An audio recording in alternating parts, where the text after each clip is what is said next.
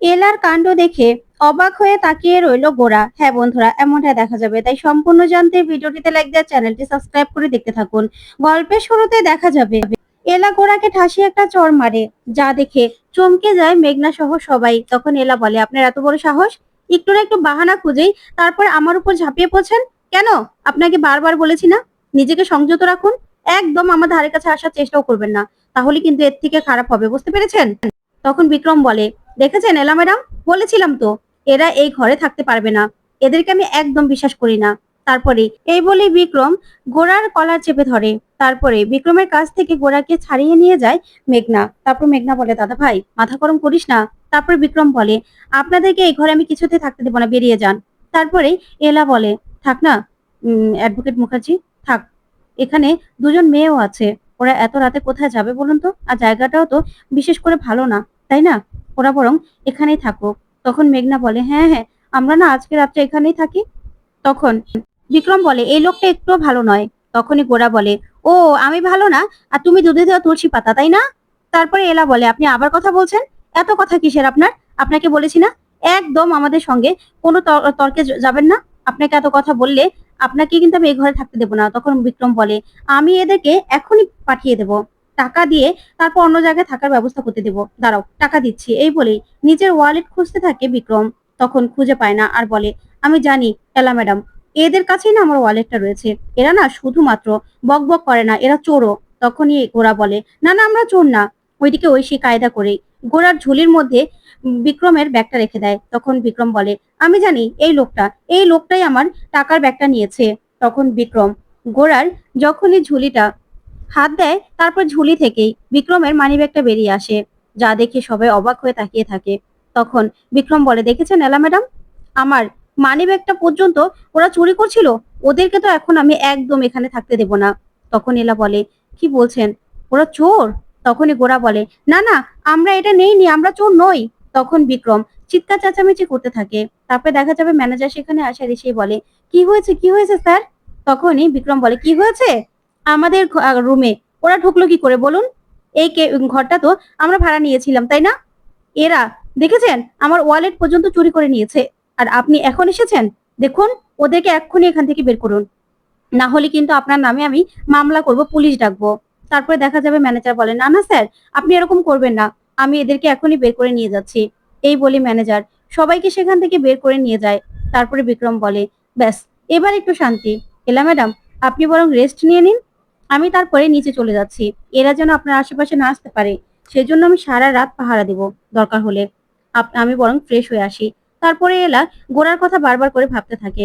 আর এই ছদ্মবেশী লোকটারও চোখগুলো দেখেই এলা সন্দেহ হয়। ওইদিকে দেখা যাবে বের করে দিলে ঐশী বলে, এই দিদিরও না দেখছি নিজের এক্স হাজবেন্ডের প্রতি তো দরদ নেই, ও কি না এই অ্যাডভোকেট মুখার্জিকে এইভাবে এইভাবে সাপোর্ট করলো, তারপর নিজের কাছে রেখে দিল।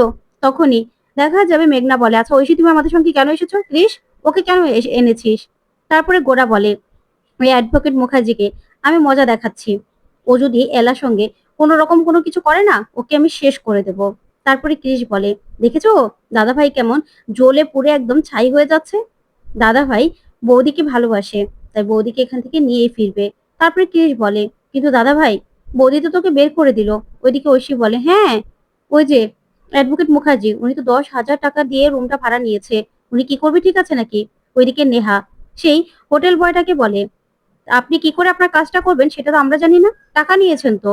ওইদিকে পিছন থেকে স্কার্ফ পরা দেখে মেঘনা বলে, এই গরমের মধ্যে স্কার্ফ পরে মুখটা ঢেকে নিয়েছে কারা এগুলো, কারা এসেছে এখানে? অন্যদিকে এলার বুঝতে আর বাকি নেই যে গোরা এখানে এসেছে। তখন এলা বলে, তার মানে সবাই মিলে ছদ্মবেশে এখানে এসেছে, আমাকে ফলো করছে। মিস্টার সেন কেন এরকম করছে? ওনার জীবন থেকে আমাকে বের করে দিল, তারপরেও কেন বারবার আসছে? তারপরে দেখা যাবে তেলাপোকা দেখেই এলা চিৎকার করতে থাকে, বাঁচাও বাঁচাও বলে। তখন অ্যাডভোকেট মুখার্জি বেরিয়ে আসে আর এসেই বলে, এই তেলাপোকাকে ভয় পায় নাকি ম্যাডাম? তখনই পা পিছলে সঙ্গে সঙ্গে এলার উপরে পড়ে যায় বিক্রম।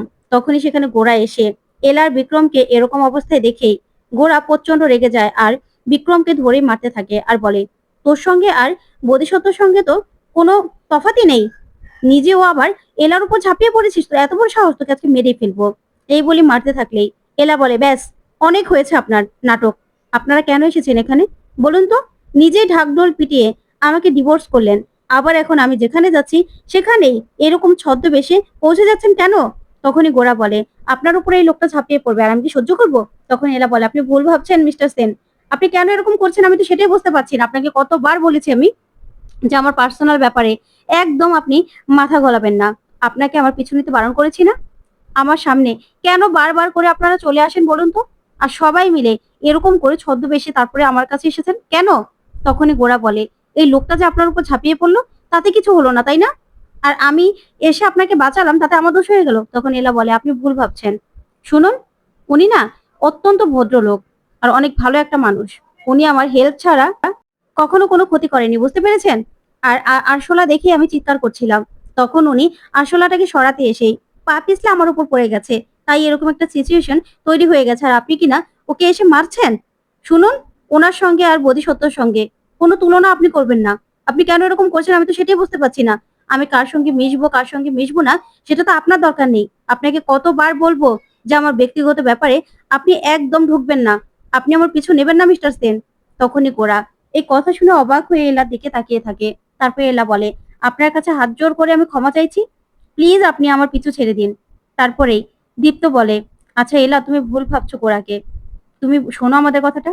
তখনই গোরা বলে, থাক, ওনাকে কিচ্ছু বোঝাতে হবে না, আমিও এখানে আর আসবো না, আমি ভুল করে ফেলেছিলাম। তারপরে এই বলেই সবাই বেরিয়ে চলে যায় রেগে।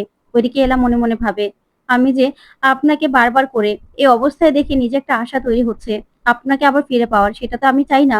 তারপরে দেখা যাবে নেহা আর আলিয়া খুশি হয়ে যায় গোরা রাগ করে চলে যাওয়াতে। এদিকে এলা কাঁদছে। তখনই বিক্রম আসার এসেই বলে, এলা ম্যাডাম, আপনি মিস্টার সেনকে এত ভালোবাসেন, তারপরেও কেন স্বীকার করেন না বলুন তো? কেন এরকম কঠোর হয়ে আছেন?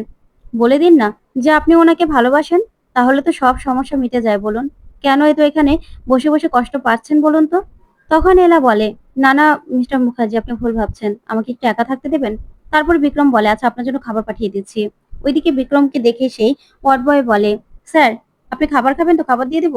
তখনই বিক্রম বলে, না আমি ডাইনিং টেবিলে খাবো, আপনি বরং ম্যাডামের খাবারটা ভিতর দিয়ে আসুন।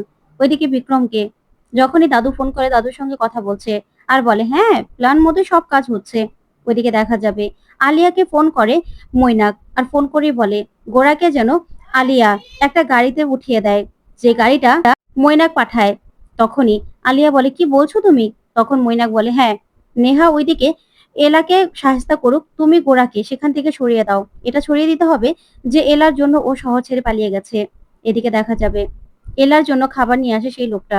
তারপরেই এলাকে অজ্ঞান করার জন্য একটা রুমালে ওষুধ নিয়ে নিলেই তখনই এলা বুঝতে পেরে যায় আর লোকটাকে একটা ফুলের টব দিয়ে মেরে অজ্ঞান করে দেয়। তখন এলা বলে, এটা তো অজ্ঞান করা ঔষধ, এগুলো কে করলো? অন্যদিকে দেখা যাবে গোরাকে সেখান থেকে সরানোর জন্যই একটা শরবতে নেশার ওষুধ মিশিয়ে দেয় আলিয়া আর বলে, নাও নেহা তুমি তোমার কাজ করো, এদিকে আমি দাদা ভাইকে সরিয়ে দিচ্ছি। এদিকে এলা বলে, আমাকে অজ্ঞান করে এখান থেকে কে নিয়ে যেতে চাইলো? আমি তো কিছুই বুঝতে পারছি না। আমাকে কার কি লাভ আছে কিডন্যাপ করে? কে এসেছে এখানে? তখন এই কথাগুলোই ভাবতে থাকে এলা। তারপরে এলা গোরাকে ভুল ভাবে আর গোরাকে গিয়ে বলে, মিস্টার সেন আপনার এত বড় সাহস, আপনি আমাকে এখান থেকে নিয়ে যেতে চেয়েছিলেন? তখনই গোরার জন্য আনা শরবতটা খেয়ে নেয়